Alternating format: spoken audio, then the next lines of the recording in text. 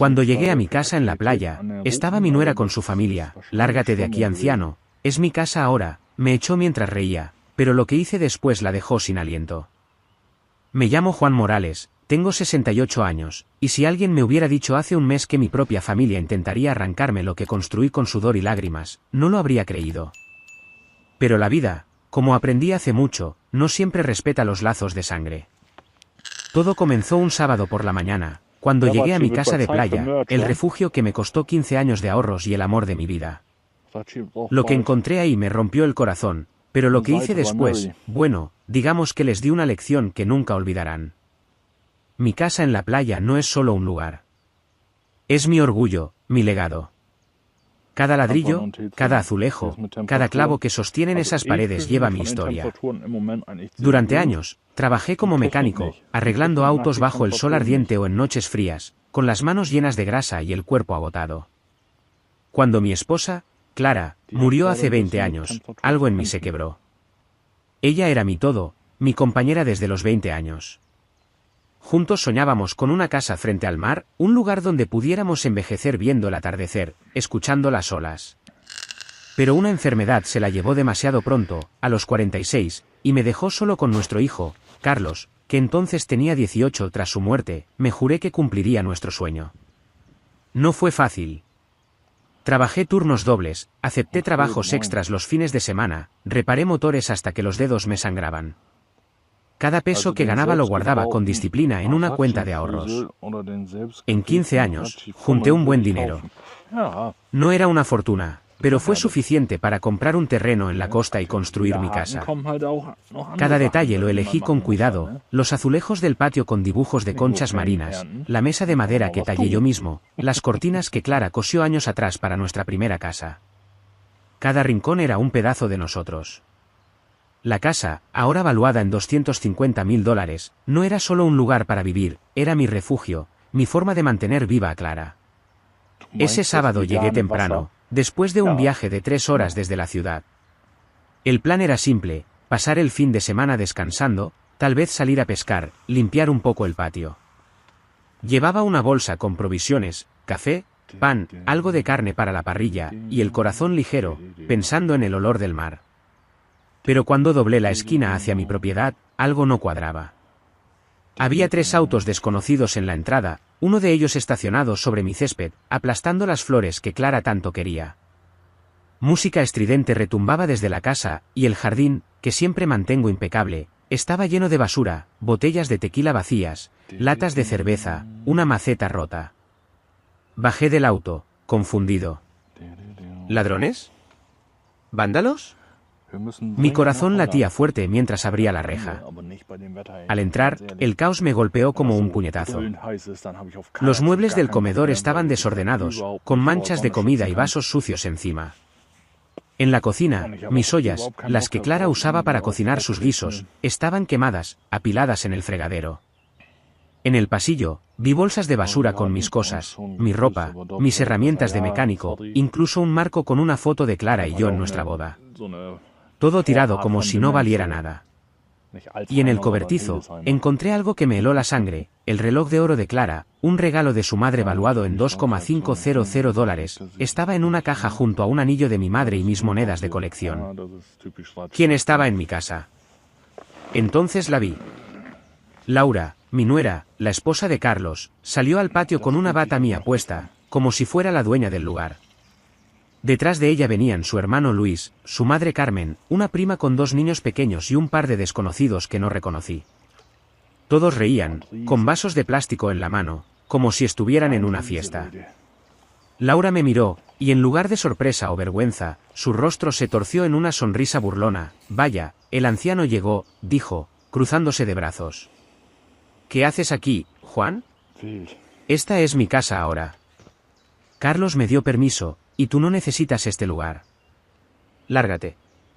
Sus palabras fueron como un cuchillo. ¿Su casa? Mi casa, que construí con 15 años de ahorros, que pagué con mi sudor, que decoré con las cortinas de Clara. La familia de Laura se rió, como si yo fuera un intruso, un viejo inútil que estorbaba. Luis, su hermano, un tipo grandote con tatuajes, dio un paso adelante. Oye, viejo, no hagas esto más difícil. Vete tranquilo, ¿sí? Dijo, con una cerveza en la mano. Carmen, la madre de Laura, estaba sentada en mi sillón favorito, el que Clara y yo compramos en nuestro 10º aniversario. Me miró con desprecio. No seas egoísta, Juan. Esta casa es demasiado grande para ti solo. Los chicos la necesitan más.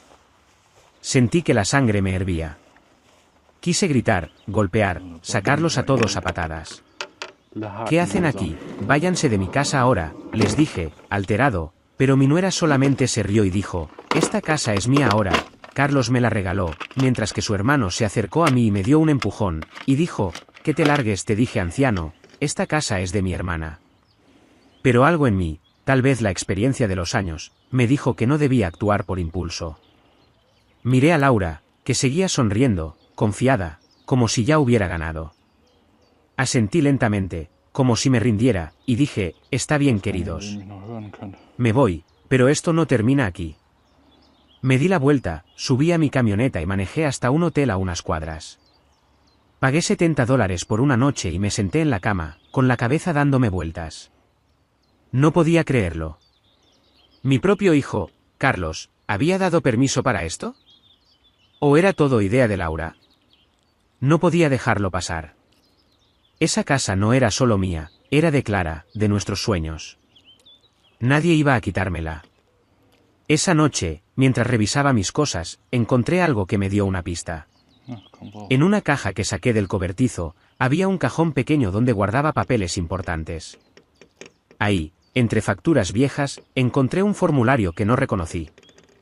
Era un documento para transferir la propiedad de la casa a Carlos, con una nota que decía que yo, Juan Morales, sufría de deterioro cognitivo y no estaba apto para manejar mis bienes.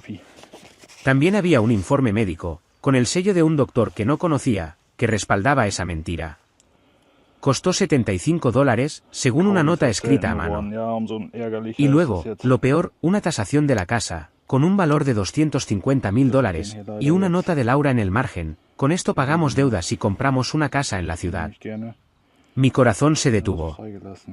No solo habían invadido mi casa, sino que planeaban despojarme de ella.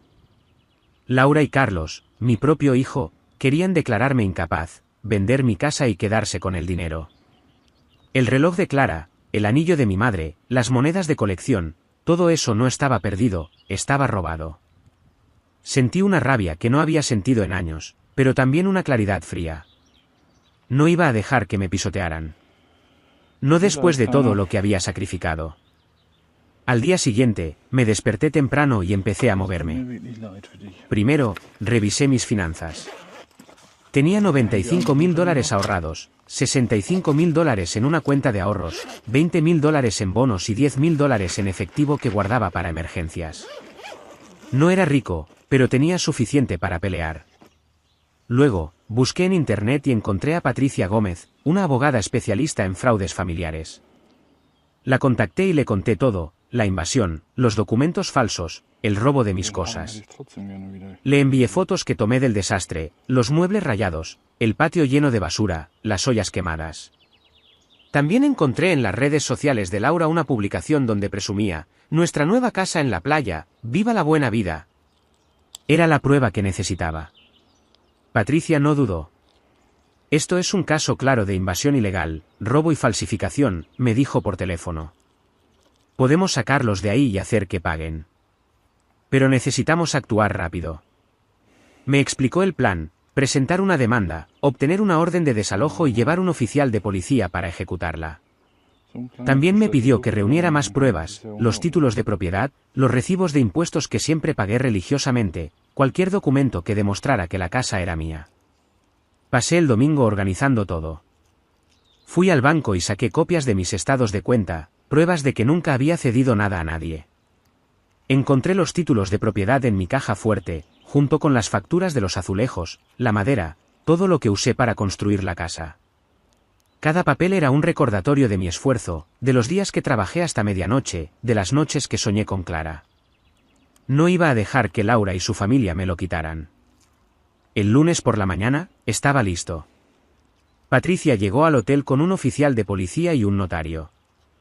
Me miró con una sonrisa confiada. Vamos a recuperar tu casa, Juan, dijo. Y en ese momento, supe que no estaba solo. La rabia seguía ahí, pero ahora tenía un propósito.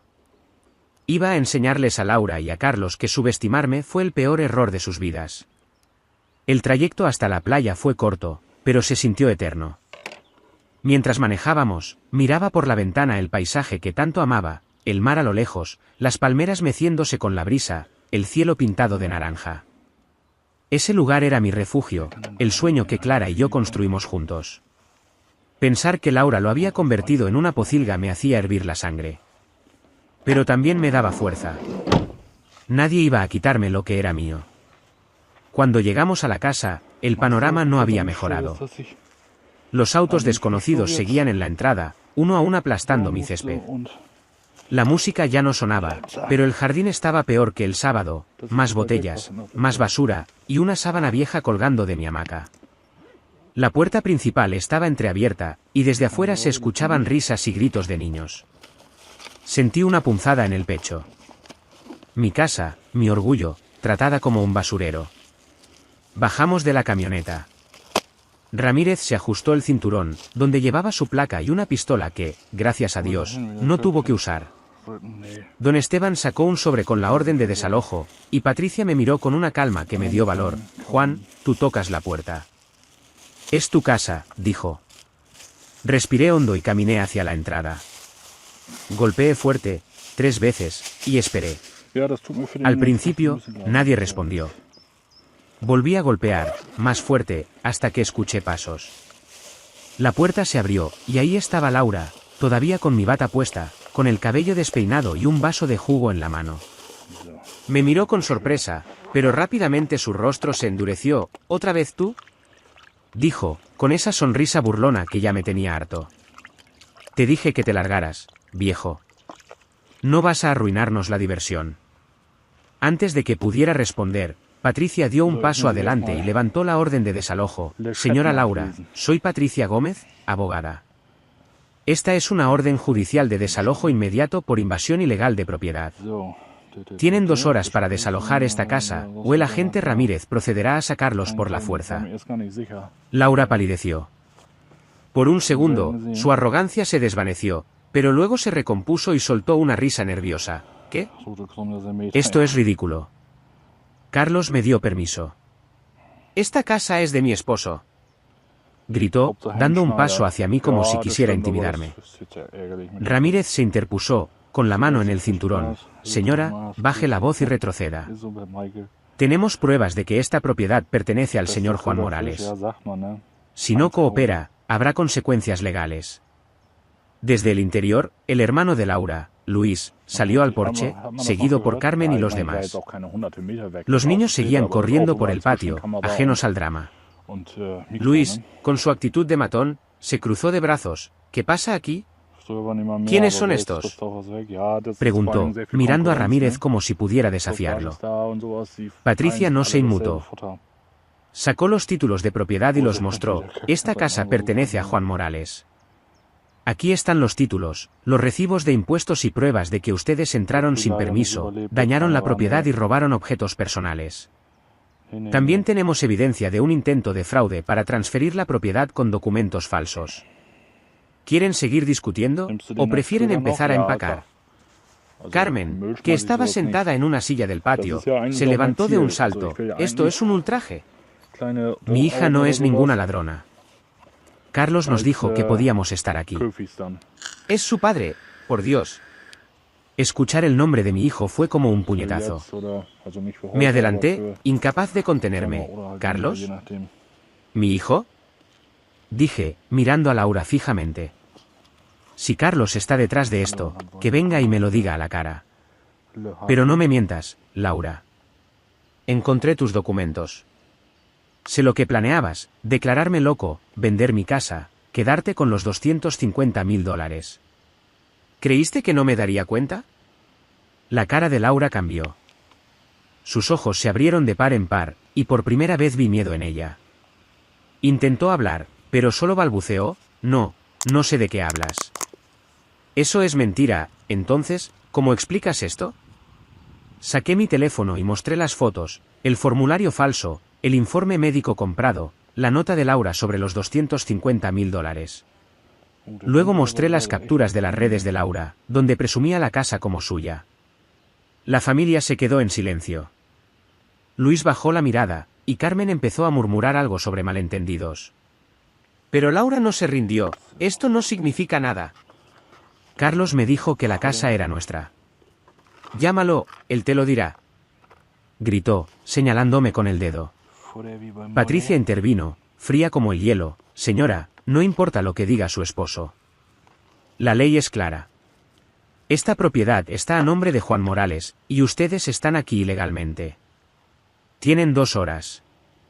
Si no, el agente Ramírez los escoltará fuera, y enfrentarán cargos por invasión, robo y falsificación. En ese momento, escuchamos un auto frenando en la entrada. Era Carlos. Mi hijo. Bajó corriendo, con la cara desencajada. Llevaba una camisa arrugada, como si hubiera manejado toda la noche. Cuando me vio, se detuvo en seco. Papá, ¿qué está pasando?, preguntó, con la voz temblorosa. Lo miré a los ojos, y por un momento, vi al niño que crié, el que jugaba conmigo en el taller, el que lloró cuando enterramos a Clara. Pero también vi al hombre que permitió que su esposa me humillara, que me robara. Sentí una mezcla de amor y decepción que casi me quiebra. ¿Qué está pasando, Carlos?, dije, con la voz firme aunque me dolía el alma. ¿Por qué está tu esposa en mi casa, tirando mis cosas, robando el reloj de tu madre, planeando vendérsela a mis espaldas? ¿Tú sabías de esto? Carlos miró a Laura, luego a mí, y su rostro se descompuso. Papá, yo. Laura dijo que necesitábamos el dinero. Que era lo mejor para los niños. Yo no quería, empezó, pero Laura lo interrumpió. Cállate, Carlos. No digas nada. Gritó, empujándolo. Pero ya era tarde.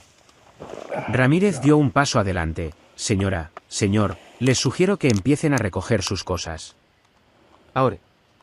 El desalojo fue un espectáculo que nunca olvidaré. Bajo la mirada de Ramírez y don Esteban, Laura y su familia comenzaron a empacar a toda prisa. Los vecinos, que ya se habían asomado por el escándalo, observaban desde sus porches, murmurando. Vi a doña Rosa, mi vecina de años, negando con la cabeza. Pobre Juan, después de todo lo que ha pasado, la escuché decir. Laura, furiosa, arrojaba ropa en bolsas mientras gritaba a su familia que se apuraran. Luis cargaba cajas al auto, evitando mi mirada.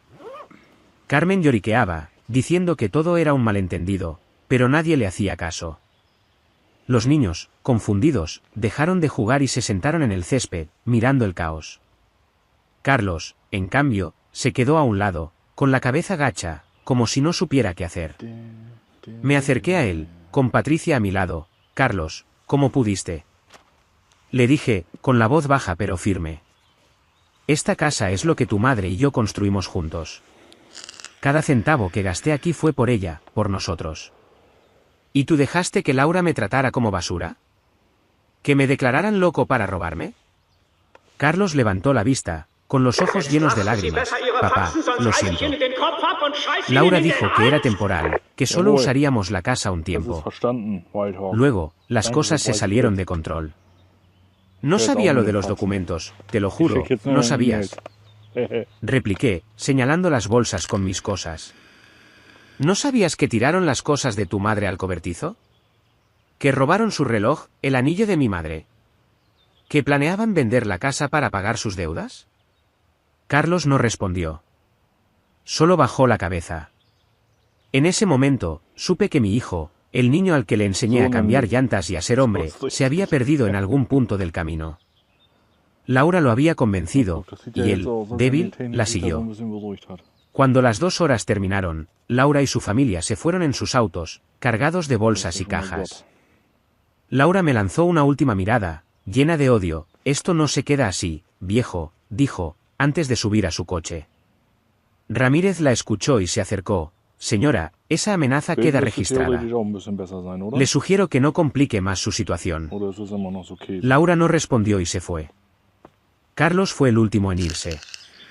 Se acercó a mí, con la voz rota. Papá, por favor. Hablemos después. No quería que pasara esto. No respondí. Solo lo miré hasta que subió a su auto y se fue.